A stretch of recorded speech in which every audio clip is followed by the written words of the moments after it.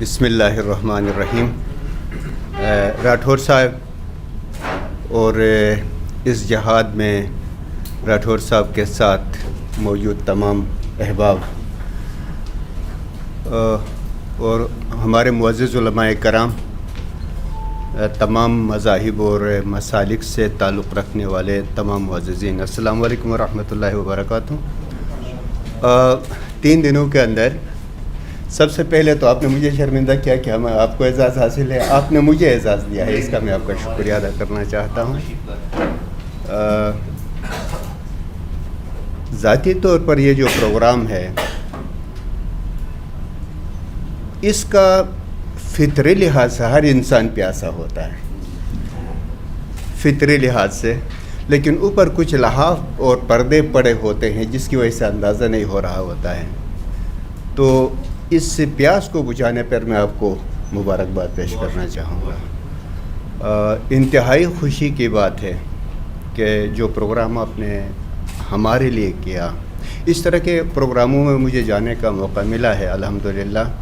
گلگت میں جب رائیونڈ کا اجتماع ہوا تھا تو اس وقت بھی آپ کی دعا سے مجھے رائیونڈ کے علماء کے ساتھ ملنے اور کچھ وہاں سپیچ کرنے کا بھی موقع ملا تھا۔ تو بہت اچھے پروگراموں میں یہاں پہ محفل مرتضیٰ میں اتحاد بین المسلمین کے حوالے سے کچھ پروگرامز ہوتے ہیں، وہاں پہ جانے کا موقع ملتا رہتا ہے۔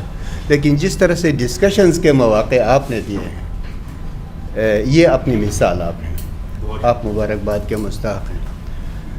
تمام اصحاب اور میرے کام کے درمیان تھوڑا سا فرق میں آپ کو بتا دوں گا کہ آپ کہہ رہے ہیں کہ آپ کہتے تھے کہ فلاں صاحب فلاں ادارے کا محتمم بھی ہے، ادارہ بھی چلاتا ہے۔ میں نہ محتمم ہوں نہ ادارہ چلاتا ہوں، میں کسی ادارے میں کام کرتا ہوں، کیونکہ اسماعیلی سسٹم کے اندر ہمارا پورا امام سے لے کے نیچے مرید تک ایک پورا سسٹم ہمارا موجود ہے۔ اس سسٹم میں ہم کوئی بھی اپنی مرضی سے کوئی کام نہیں کرتے جب تک کہ ہمارا سسٹم ہمیں اس کی اجازت نہیں دیتا ہے، اور اس کا اندازہ مفتی صاحب کو ہو چکا ہوگا، 2-3 مرتبہ ہمارے پاس تشریف بھی لائے۔ مجھے انتہائی خوشی ہے کہ اسماعیلی جماعت جو ہے وہ محبت کی مٹی میں پلنے والی جماعت ہے، اور وہاں کہیں پہ بھی معمولی بھی مخاصمت کی مٹی ہوتی ہے تو ہم پل نہیں سکتے ہیں وہاں پہ۔ تو آپ نے یہ محبت کی مٹی اور پانی کا جو انتظام کیا ہے، اللہ اس کا جزائے خیر آپ لوگوں کو دے دیں۔